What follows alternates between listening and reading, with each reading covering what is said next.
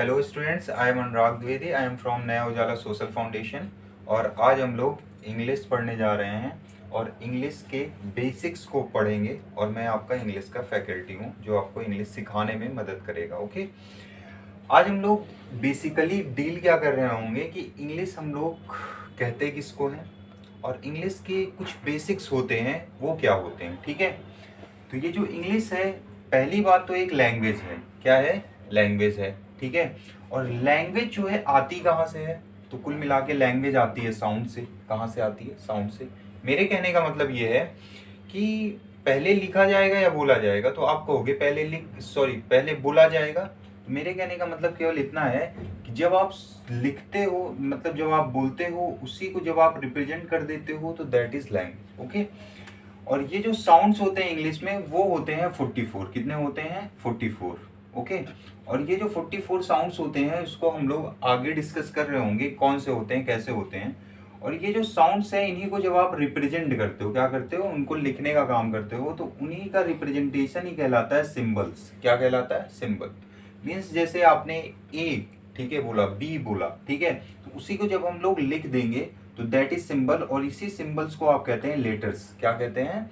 Letters कहते हैं। और ये लेटर्स होते कितने हैं? तो आप कहेंगे 26 होते हैं। कितने होते हैं?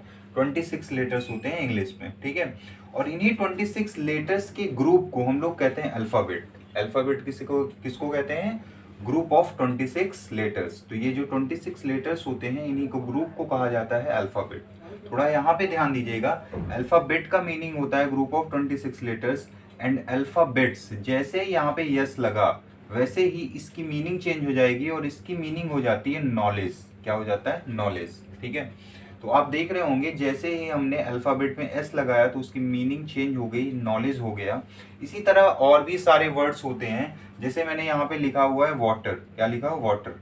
वाटर का मतलब तो आपने सुना होगा, पानी होता है। और जैसे ही मैंने इसमें एस ज्वाइन किया तो ये हो गया सी। क्या हो गया? सी। जैसे ही कोई वर्ड होते हैं जिनमें हम एस या एस लगा करके उसकी मीनिंग में ही चेंज कर देते हैं। थोड़ा ध्यान से देखना, आपने एक वर्ड और सुना होगा, दैट इज गोल्ड। क्या सुना होगा? गोल्ड। तो गोल्ड एक एलिमेंट है, यू नो दैट। और जैसे ही मैं आपसे कहूंगा गोल्ड्स, क्या कहूंगा? गोल्ड्स, तो गोल्ड्स का मीनिंग हो जाता है मेडल। क्या हो जाता है? Medal. You know that, medal. Okay, then ये जो 26 लेटर्स होते हैं इनको हम लोग कुछ पार्ट्स में डिवाइड करके पढ़ते हैं। कुछ पार्ट्स में डिवाइड करके पढ़ते हैं। मेरे कहने का मतलब है कि आपने सुना होगा कि 26 लेटर्स में 5 लेटर्स होते हैं वाउल। कितने लेटर्स होते हैं? 5 लेटर्स वाउल होते हैं। इनको हम जानते हैं AEIOU के नाम से। ओके, देन ये जो बचते हैं, अब 5 को छोड़ करके, AEIOU को छोड़ करके, ये जो 21 लेटर्स होते हैं इनको हम लोग कहते हैं कॉन्सोनेंट्स। क्या कहते हैं? कॉन्सोनेंट्स। और ये जो कॉन्सोनेंट्स होते हैं वो होते हैं BCDF। यहाँ पे ई छोड़ दोगे, उसके बाद GH, ऐसे। ओके, इन्हीं में से कुछ होते हैं सेमी वाउल्स। इन्हीं कॉन्सोनेंट्स में से कुछ सेमी वाउल होते हैं जिनको हम लोग W और Y के नाम से जानते हैं। ये जो W और Y होते हैं इनको क्या होता है, ये जो W और Y होते हैं ये वाउल की तरीके भी एक्ट करते हैं और कॉन्सोनेंट्स की तरीके भी एक्ट करते हैं, तो इसीलिए सेमी वाउल कहते हैं। ठीक है, सेमी का मीन्स होता है हाफ। क्या होता है? हाफ। ओके, अब ये जो 26 लेटर्स हैं इन्हीं को यूनाइट करके, इन्हीं को कंबाइन करके हम लोग वर्ड्स बनाते हैं। क्या बनाते हैं? वर्ड्स बनाते हैं। ठीक है, और ये वर्ड्स होते क्या हैं? तो वर्ड्स होते हैं मीनिंगफुल यूनिट ऑफ लेटर्स। मतलब लेटर्स का मीनिंगफुल यूनिट ही क्या कहलाता है? वर्ड कहलाता है। ठीक है, और ये जो वर्ड्स होते हैं इनके कुछ टाइप्स होते हैं, कह सकते हो इनके काइंड्स होते हैं, इन्हीं के कैटेगरीज होते हैं। और ये जो वर्ड्स की कैटेगरीज होती हैं वो होती हैं 8। कितनी होती हैं? 8, जिनको आप लोग जानते हो पार्ट्स ऑफ स्पीच के नाम से। किसके नाम से जानते हो? पार्ट्स ऑफ स्पीच के नाम से जानते हैं। और ये कुछ नहीं होती, ये वर्ड्स की अपनी कैटेगरीज होती हैं। और पूरे इंग्लिश में आपको इन्हीं को जानना है। पूरे इंग्लिश में आपको अगर इंग्लिश अच्छे से अंडरस्टैंड करनी है, अच्छे से समझनी है, उसको बोलना है, उसको लिखना है, उसको पढ़ना है, तो आपको केवल इन वर्ड्स की अच्छी नॉलेज होनी चाहिए। और आगे आप इस वर्ड्स को कैसे अरेंज करेंगे, मीन्स लैंग्वेज को कैसे स्टडी करते हैं, तो उसको हम लोग आगे डील कर रहे होंगे। बेसिकली ये जो पार्ट्स ऑफ स्पीच होती हैं, ये वर्ड्स की ही अपनी कैटेगरीज होती हैं। और ये वर्ड्स की 8 कैटेगरीज होती है। और इस 8 कैटेगरीज में पहली कैटेगरी को आप नाउन के नाम से जानते हैं। किसके नाम से जानते हैं? नाउन के नाम से जानते हैं। ये नाउन क्या होता है? ठीक है। तो नाउन कुछ नहीं होता है, ये जस्ट नेमिंग वर्ड है। मीन्स कि जो शब्द नाम बताते हैं किसी का, मीन्स नाउन आप कहते हो ना, noun is the name of person place thing. तो मेरे कहने का मतलब है जो नाउन होता है वो एक नेमिंग वर्ड होता है। और नेमिंग वर्ड कहने का मतलब जैसे कि मैं जिससे पढ़ा रहा हूँ दैट इज पेन, जिसमें पढ़ा रहा हूँ दैट इज बोर्ड, ठीक है। मैं यहाँ पे कुछ लिख रहा हूँ राइट, तो ये राइट भी आपका पहली बात तो एक नाउन है, उसके बाद ये एक एक्शन भी है, वर्ब भी है, आगे बात करते हैं ओके। फिर इसी नाउन की जगह में कुछ वर्ड यूज होते हैं दैट इज प्रोनाउन। कौन सा वर्ड? प्रोनाउन। प्रोनाउन क्या काम करता है? तो ये रिप्लेस करने का काम करता है नाउन का। नाउन को रिप्लेस करने का काम कौन करता है? प्रोनाउन करता है, ठीक है। इसीलिए इसको हम लोग प्रोनाउन कहते हैं, क्योंकि ये नाउन को क्या करता है? रिप्लेस, मतलब नाउन की जगह यूज होता है। नाउन की जैसे कैसे, नाउन की जगह कैसे यूज होता है? तो जिससे नाउन के रेपिटेशन से बचा जा सके।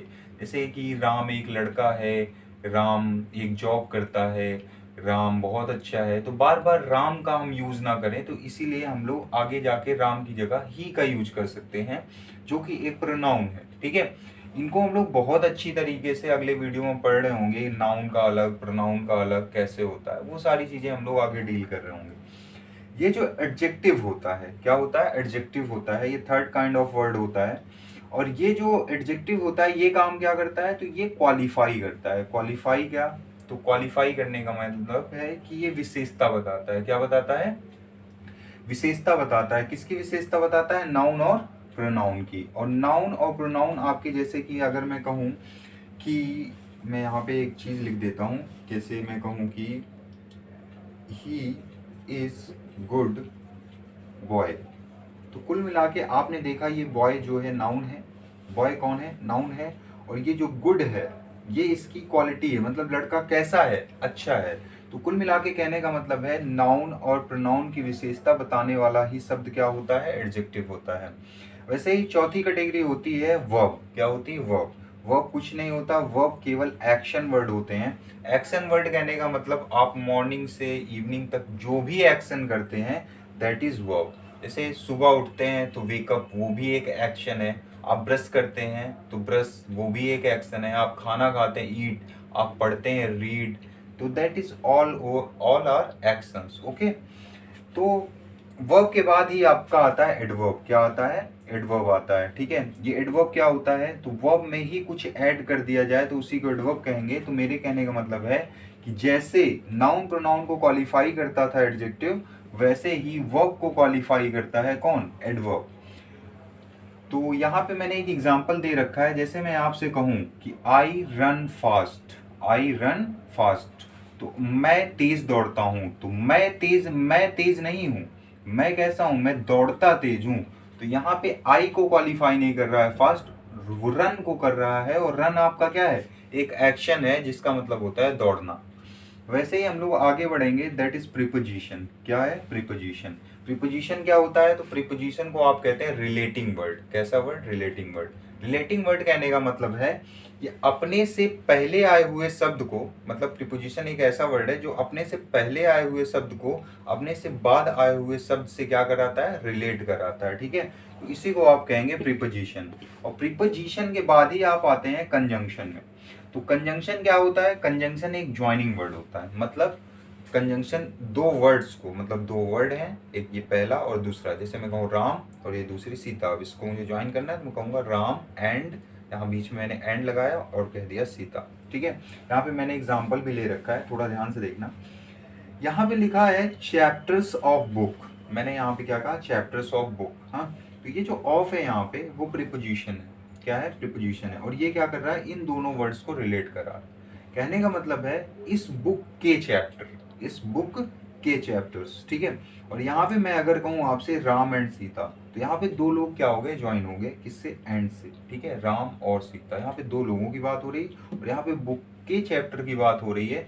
तो both are different things, preposition और कंजंक्शन, ओके।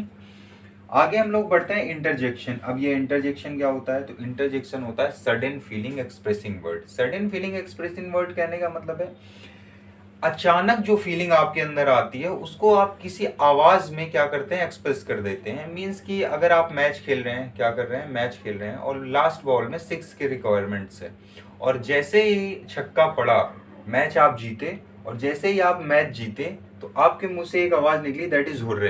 ठीक है, अचानक 6 बॉल चाहिए थे लास्ट में और आपने मार दिए, ले लिए, और कुल मिला के आप उतने समय क्या बोलेंगे, हुर्रे। तो इसका खुद में कोई मीनिंग नहीं होता, इसका खुद में कोई मीनिंग नहीं होता, बट मेरे कहने का मतलब है हुर्रे एक ऐसा वर्ड है जो आपकी सडन फीलिंग को क्या करता है, एक्सप्रेस करता है। जैसे आपको कुछ गंदा लग गया, ठीक है, तो उसमें आप कहेंगे फाई। आप सैड हुए तो आप कहेंगे अलॉस। तो इन सब का कोई मीनिंग नहीं होता है। और ये जो वर्ड लगा हुआ है, ये जो मार्क लगा हुआ है, इसको आप एक्सक्लेमेशन मार्क्स के नाम जानते हैं। आगे हम लोग इसको जान रहे होंगे, ठीक है। और थैंक यू आपको। और आगे इसको हम लोग और ही ब्रॉड वे में पढ़ रहे होंगे। यहाँ तो एक जनरल इंट्रोडक्शन है कि ये सारी चीज़ें इंग्लिश में होती हैं। Thank you.